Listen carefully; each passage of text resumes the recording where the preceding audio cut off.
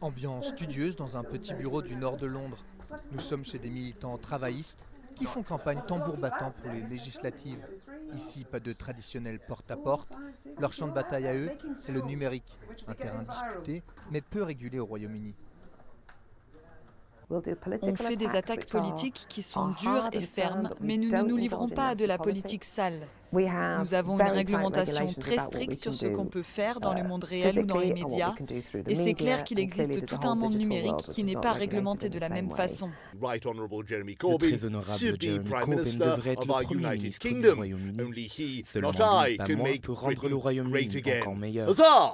Cette fausse vidéo a été diffusée pour montrer les dangers de ce qu'on appelle les deepfakes, des vidéos truquées et hyper réalistes qui prolifèrent de plus en plus sur le net. Le député Damian Collins est l'auteur d'un rapport très sévère contre les géants du numérique qui n'en font pas assez pour lutter contre la désinformation.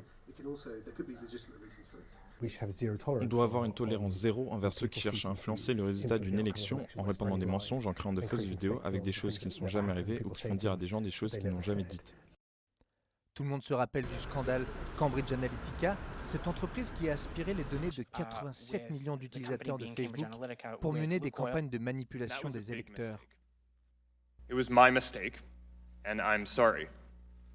Un autre problème majeur vient du micro-ciblage.